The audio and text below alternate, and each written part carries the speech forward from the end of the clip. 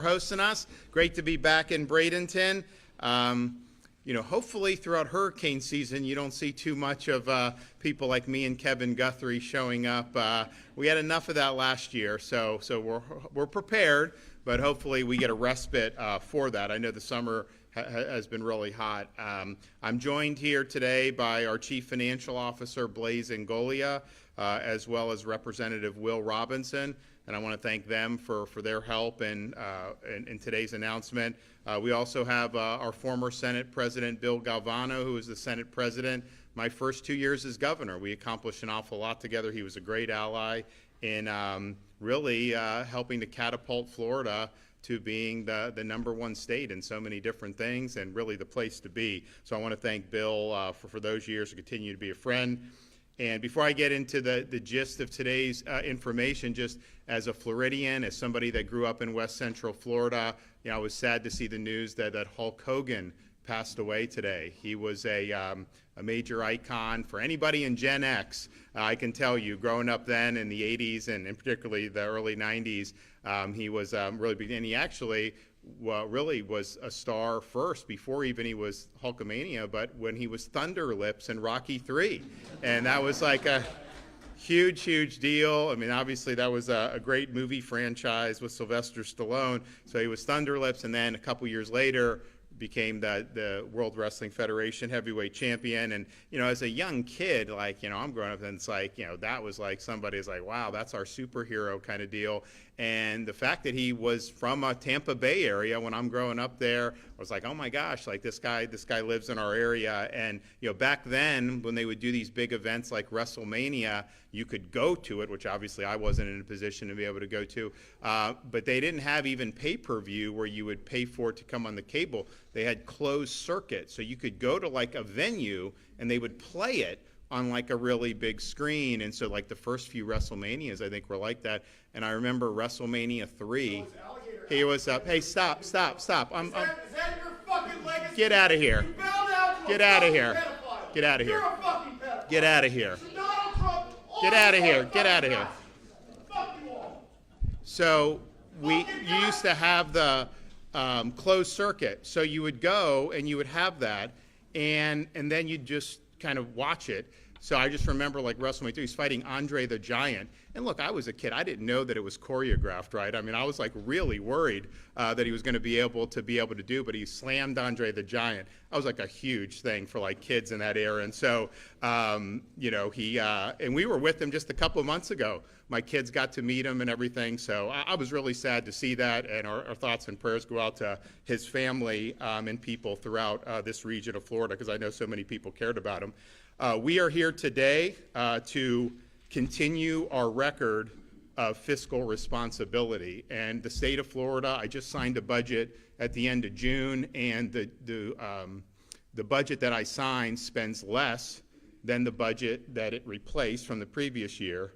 And that budget, after I did line item vetoes, spent less than the budget did the year before. How many other states can say that they're actually spending less year over year, especially when you have inflation? It's not been easy to do. There have been projects we've had to put a lot more money into because of the rising cost, and so there's a whole host of issues, that go along when you have big inflation, when you're managing these budgets, but we were able to do that. And if you look at our state government footprint, we have the lowest number of state workers per capita in the entire United States. And that's a huge thing. If you look at the amount of money our state spends, we have the second lowest per capita spending of anybody in the United States, any state in the United States. And if you compare us to our closest state in terms of population, which is New York, we actually have like 3 to 4 million more residents than they do. Their budget in New York, with 3 or 4 million fewer residents, almost twice the size of the budget of the state of Florida. I would rather have DMV in Florida than have to go in New York. I'd rather travel on our roads than theirs. We've done very well in education. So, it shows that we do these things. And we've reduced taxes by more than has ever been done in Florida history over my tenure as governor, billions and billions of dollars. And even this year, we now have permanent tax exclusions for things like back to school and disaster preparedness. So at the beginning of August, you're going to have the full month of August. Every year now in Florida, unless the legislature changes the law in the future, will be tax-free for all the school supplies. And so, parents really appreciate that. We have no taxes on baby items now, and parents appreciate that. Just think all the diapers and things people go through when they're raising babies. So we've been a very big, good friend of taxpayers, and obviously no income tax. We're proud of that. But, within that framework of a light footprint fiscal responsibility, we have done really big things around the state of Florida. We've had record increases in teacher salaries. We've dedicated this year's budget $1.35 billion just for teacher pay increases for school districts and for public charter schools. We've done major investment, accelerated money to go to road projects, to accelerate these, to be able to get this done, because you have a state that's growing. And I'm not asking anyone to move here. I always say this, there's some governors, oh, please come to our state. I don't do that, because when people come, there can be benefits, but it also creates challenges. And so it's but it's a free country, and I've got to deal with what it does. So we've done that, accelerated projects to where we're now going to be able to complete projects not even scheduled for next decade. We're going to get that done this decade, 5, 10, even 15 years ahead of schedule, depending on when it was initially budgeted for. And we do have some on the west coast of Florida that I think will be really, really meaningful. We've also just did an agreement with the Army Corps of Engineers. We've never dedicated this much investment in environmental restoration, Everglades restoration. Some of the things we've done with springs. We just opened the C-43 reservoir on the western side of Lake Okeechobee. And you remember, it was a year before I was governor, but 2018, you had the Army Corps, and the Army Corps manages Lake Okeechobee. They were discharging the water because it was getting too high, and they were worried about floods. But there was all these nutrients in the water, so they're discharging it into the estuaries. It's getting out into the Gulf, and that was mixing with the red tide, and so it really exacerbated it and made it, that was a really tough period. Well, now you have a reservoir there that we've now opened, and so if there's water, you need to store it. That reservoir is big enough to fit like 10 of Florida's universities inside this one reservoir. I mean, it's amazing how big it is. So you can do that, clean the water, and then send it where it needs to be sent at the appropriate time. So we've done huge with that, and we just announced the Army Corps is going to give us authority to do some of the federal projects that they're supposed to do. We just do them faster in Florida, so we want to be able to do that. So we're doing really big things, and we're using wisely. I think we're doing spending the way people want to see their tax dollars used on things that really benefit the state as a whole. So that's been our big focus.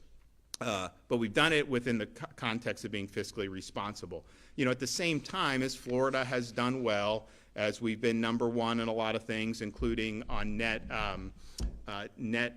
migration. Oh, and I forgot to mention the debt. This is one of my favorite things. So if you look at the state of Florida's debt that we have as a state, over the 180-year history, all the debt that's been racked up, since I've been governor, we've paid off more than 41% of it. And by the end of this fiscal year, we will have paid off almost 50% of the state's total historical debt.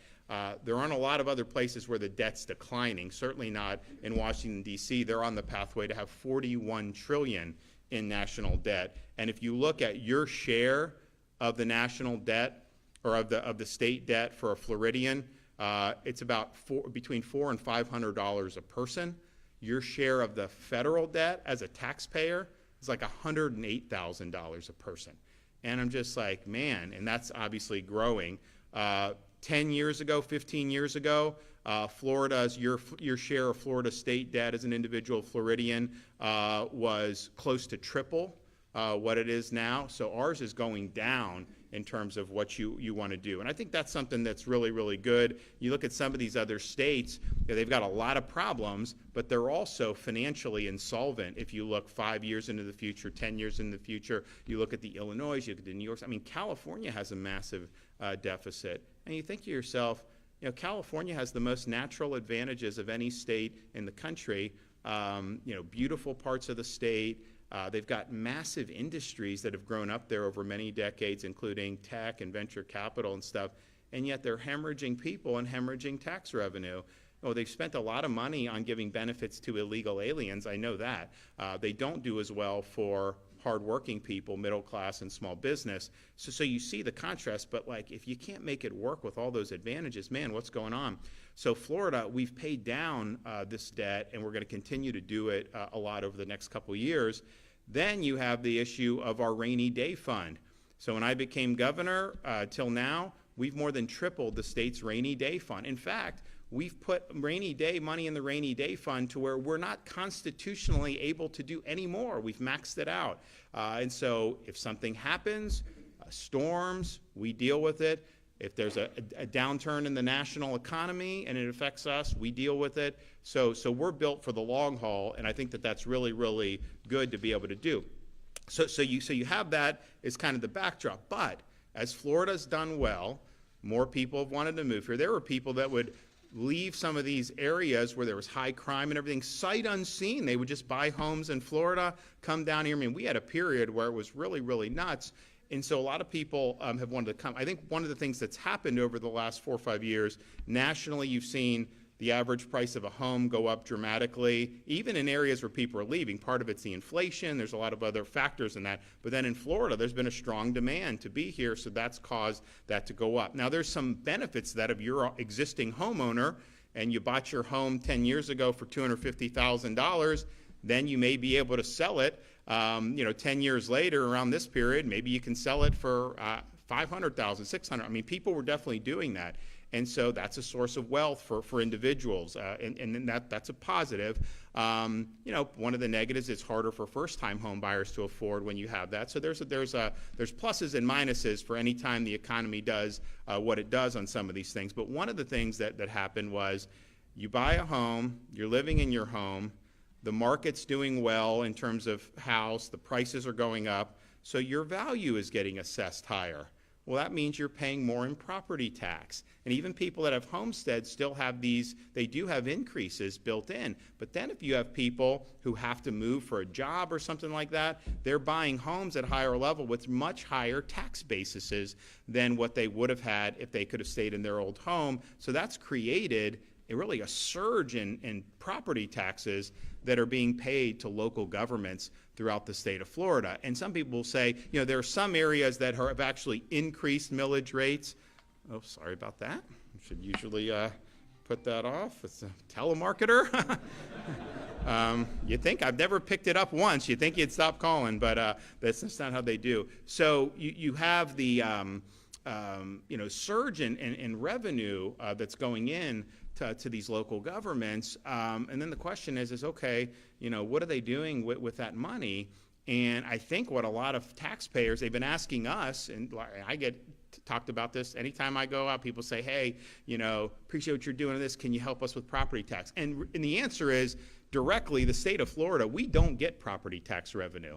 That's a local source of taxation and funding that is done at the local level. And so I can't just ask, like Will Robson, hey, pass a bill to cut the millage rate by 50% across Florida. It doesn't work that way under the Constitution. Now, we are working on protection for taxpayers that we're going to put on the ballot in 26, so you'll have a vote to be able to give yourself protection on that.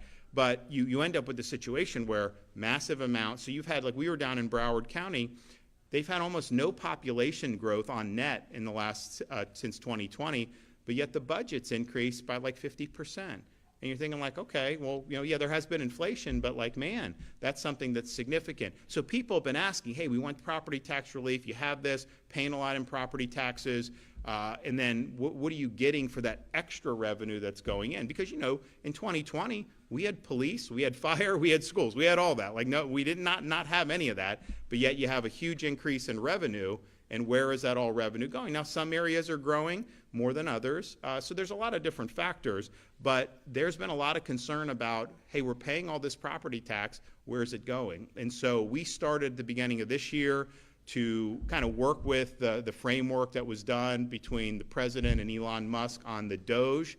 They were doging federal government using things like artificial intelligence to review some of the spending. Now, we always do this in Florida in terms of reviewing contracts and everything as a matter of course.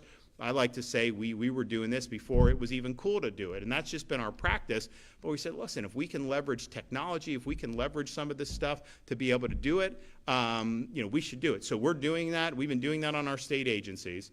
I put out a directive to do it on state universities to make sure that our universities are spending money wisely. I mean, the legislature appropriates a significant sum of money for universities throughout Florida. And look, by and large, look, I'm signing this into law, so I'm supportive of it. Higher education's important here. We've been ranked #1 in public higher education for like the last 8 years. If you look at the affordability, we're #1 by a country mile. No tuition increases since I've been governor for Florida residents. So University of Florida, USF, these schools, it's like $6,300 to go for the whole school year for tuition. You're not going to be able to find that anywhere else in the United States, especially to get a high quality education. So I'm proud of that. I want to do it, but I also have to look at, they've had really big increases, in their budgets, right? How much of that is administrative staff? We eliminated DEI, but they were hiring DEI, at the beginning of my tenures, and then we've gotten rid of it. So there's a lot of different factors. So we're really doing a lot to look at what's happening at the state level. We think it's important. We could easily just kind of sit back and say, hey, compare us to all these other states. We're so much better. We don't need to do anymore. I don't think that's the right attitude. I think you always got to try to do better. I think you always, and bureaucracies are inherently inefficient. Government's inherently inefficient. So this is a constant battle. You're never going to be able to just stop. So we first looked at the state agencies and universities. We're continuing to do that. But we also asked a lot of local governments, hey, will you consent to facing a DOJ examination in either your city or county? And not all of them agreed to do that. Some did, and we've been able to work constructively with some. Some were just not interested in doing that.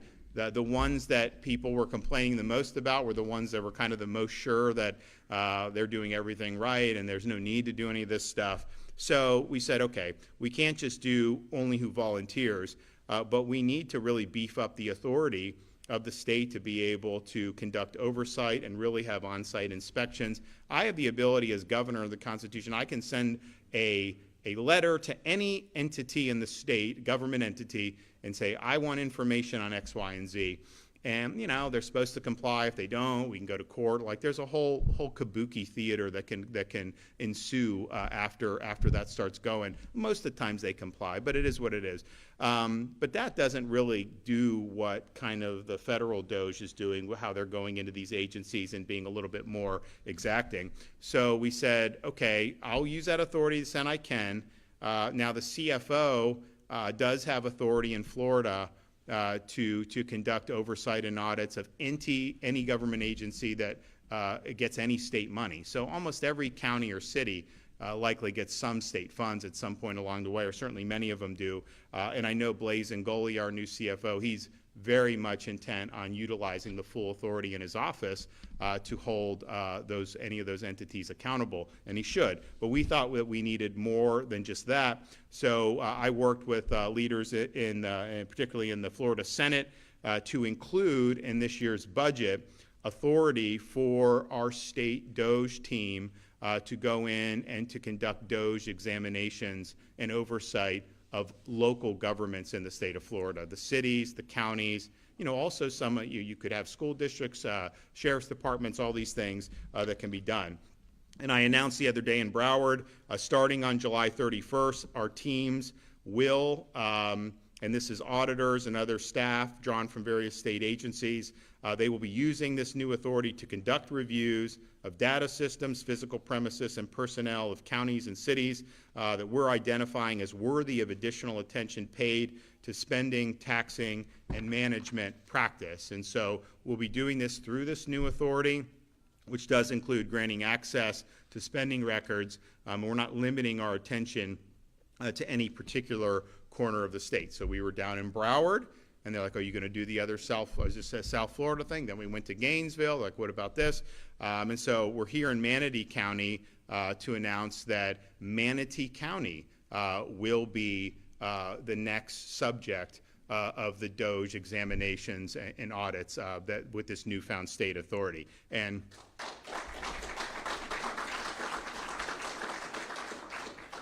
part of the reason is we've had a lot of feedback, a lot of concern. People have asked us to take a look at this when they found out that this was something that was in the budget. You have seen over the last 6 years, you've seen a really significant increase in spending at the county level. Property tax receipts have gone up 86% in the last 6 years in this county, and that's $213 million in increased collection. Now, there has been growth in Manatee, but it's been about 14%, and you compare that to the 86% of the property tax growth, there is some dissonance there. And so we're looking at the expanding budget. Where's the increase in spending? Where's the justification for that? How is that being done? And what's the basis or where are the pathways to put taxpayers first and give them a seat at the table on some of these stuff? I have looking around some of the areas throughout this country or throughout the state. There have definitely been some local governments I've seen that have had great opportunities to provide relief for taxpayers, and they just will not do it. Now we are going to see now under previous iterations of the Manatee County Commission, they have done certain things over the years, like DE&I, which we obviously don't think should be done at all, but certainly not with your tax dollars. And we knew that during the last 6-year fiscal period, there have been money added to Manatee's reserves, 161 million added. So that's a total reserve of 734 million in reserves as it stands now. Look, we run budget surpluses in Florida. We've maxed out the rainy day fund. But there's also a point at which we shouldn't just be bogarting money at the state. Like, we want to give back, right? Give back to taxpayers and do that. I think the same principle applies for local government. There's got to be a balance there in how you do it. So I think now Manatee County has, I think, admirably lowered the millage rates for residents. So this is why the property tax is a little bit different, because we don't do, in almost any other types of taxation, we don't do unrealized gains. So the legislature, county, city, wherever can set a tax rate, and then that's what you pay. So it's 6% for the sales tax at the state of Florida level. So if you go to a store, a lot of stuff actually isn't even subject to tax, most of the essentials, but the things that are, you're going to pay a 6% sales tax based on that. Now, you buy a car, you buy something, you don't then keep paying new assessed taxes based on the value of the automobile that you bought. It's like you pay the tax and you move on. So when you look at how localities deal with property taxes, there's a lot that will say, hey, we did not raise the millage rate. We haven't done anything. And I think if you didn't have unrealized gains, then that would 100% answer the question. But if you're not raising the millage rate, leaving that same, but then you're also jacking up the assessments of how much the values of the property are worth, well, you're paying the same millage rate, but with the same property that you had, all of a sudden, they're hitting you for more. And obviously, if you're not homesteaded, then you get no protection from that exposure. But even the homestead, year after year, the cumulative increase of that, that can add up, particularly over this period of really high valuations. So you got to look at both. You got to look at what's the millage rate, and then how are they assessing the value of the property. And the thing is I'm not aware of there being a rush to assign properties lower when the market starts to go down, right? I mean, it's usually like if they've assessed your property at $500,000 as a homeowner, you're really never going to get lower than that, the way most property tax assessors operate. Now, there may be some in Florida that are willing to go lower, but I don't know that that would certainly be the exception to the rules. So we do appreciate lower millage rate, and I know taxpayers do appreciate it, but you also have to look at what is that assessment going and how does that make sense? Because there is a world where the millage rate being lower, you still will pay more net taxes if they assess your property high enough. So we got to keep both of those in mind. But I will say Manatee, unlike some of these other counties, have actually lowered the millage rate. And so when we're doing the Doge, when the locals are doing things good, we want these folks that are conducting these examinations to talk about good things that have been done too. I mean, it's not just supposed to be negative. And so if there's things that give taxpayers confidence, then we want to be able to trumpet that as well. So Blaise Ingoglia is going to be assisting in this and leading a lot of these efforts as well with his authority as the chief financial officer in the state of Florida. We send a lot of state money around to different entities, and I think that once you do that, you do have a right to know that they're using all the funds that they have appropriately. So I want to bring Blaise up to be able to talk about his responsibilities and his actions as CFO regarding not only Manatee Doge but the Doge efforts as well. And we will be rolling out more of these entities going forward. That will happen. Blaise.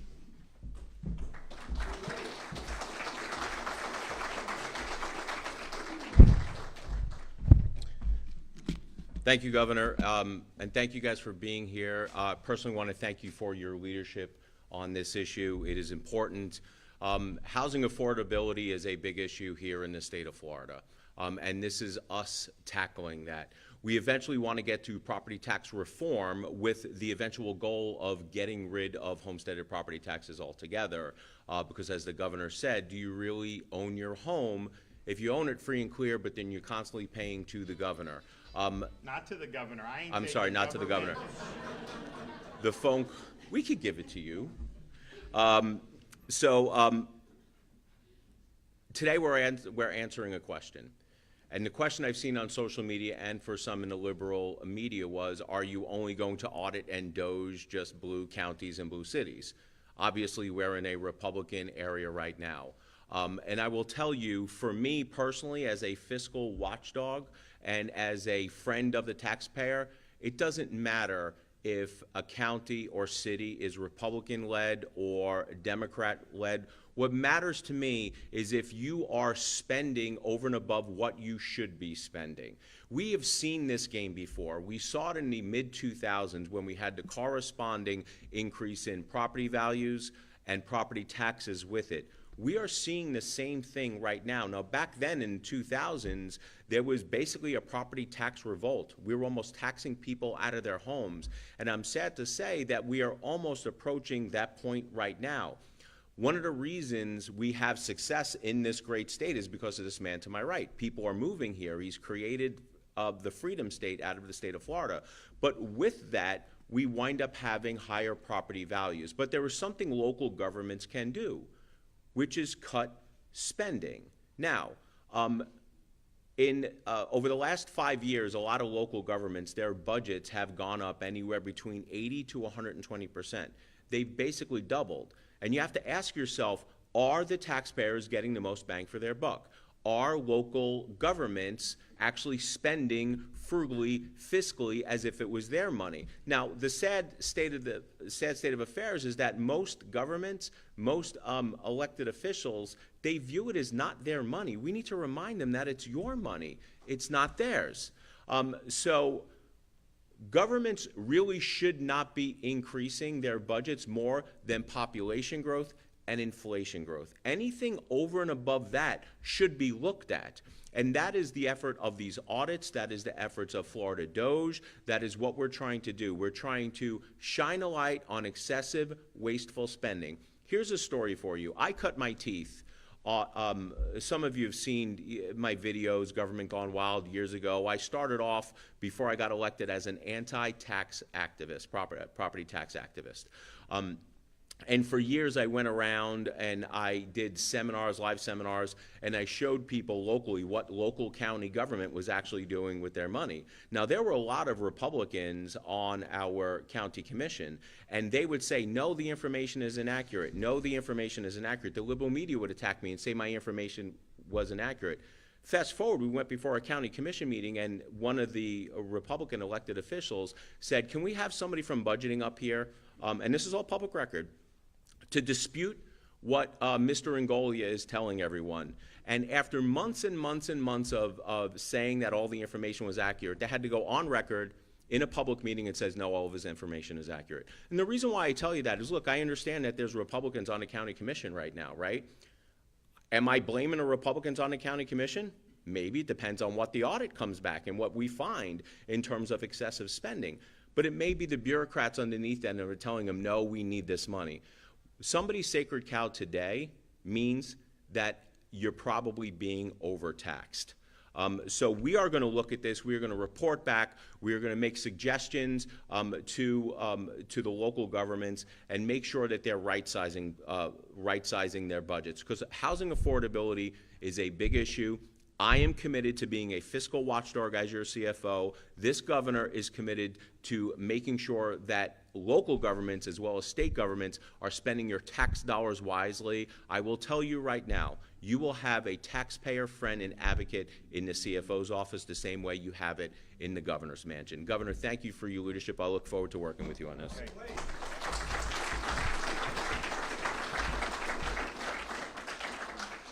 Well, I appreciate Blaise and his hard work, and he's been a real champion in the legislature for all of our initiatives, all the big wins that we've had in Florida over the years, everything from tax relief, school choice, eliminating DEI, nuking the woke, you name it.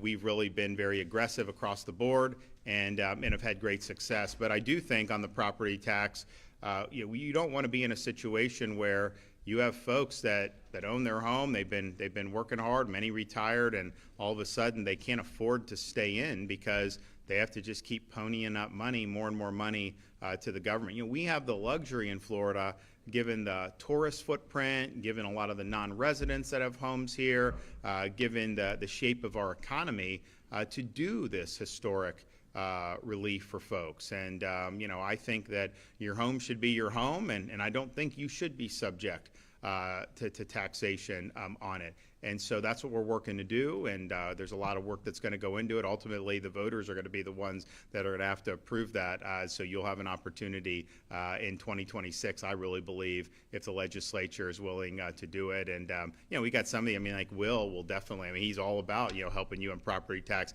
Got a lot of guys that want to do it, but, you have some that really want to try to throw sand in the gears, and they want to do the opposite of what they got elected on. That's just the reality. We see it in Tallahassee all the time. I just pointed out I launched Operation Vigilant Sentry year and a half ago, 2 years ago, to help stop all the flotillas coming in from Jamaica, Haiti, all these places with illegals. And the Coast Guard is there. They interdict most of them, but they're not enough. And it's a lot better since President Trump took office. But when Biden was there were some holes. He didn't put enough resources down. So I did the state of emergency. We beefed that up. And since we've done that, and so they just had a bust of folks. They had people in there from all across the Caribbean, and all illegal, and they were stopped. But and so since we've had Operation Vigilant Sentry, we've done 18,000 illegals. Just the state assets have stopped and gotten returned to their home country. That's not even counting what the Coast Guard is doing.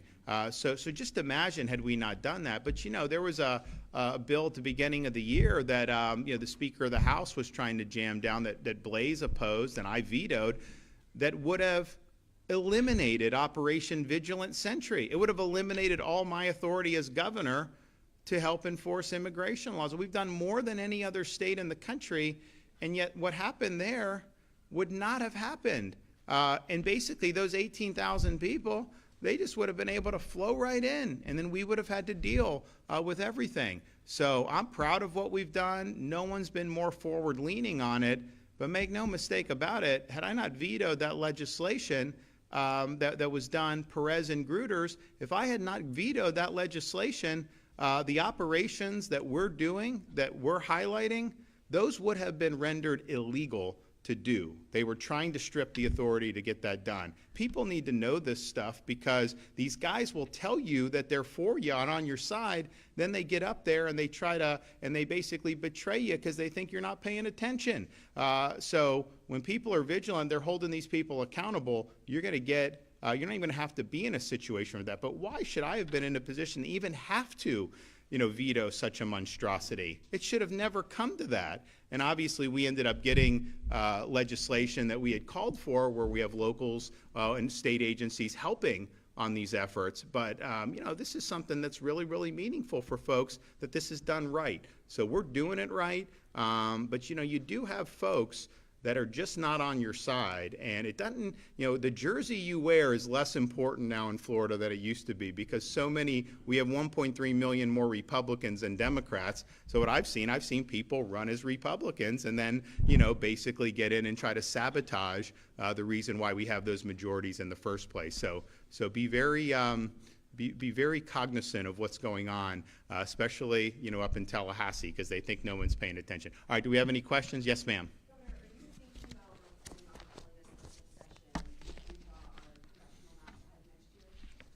Well, so that's another issue on the redistricting. I had to veto their map a couple years ago, and I'm just like, guys, I'm going to veto it. And they did it, and Blaise stood with me, one of the few who was right. And so I vetoed this map, which was a disaster, and then we got a better map and got it done. And just last week, the Florida Supreme Court upheld the map that all the naysayers were saying was somehow defective. I think if you look at that Florida Supreme Court analysis, there may be more defects that need to be remedied apart from what we've already done.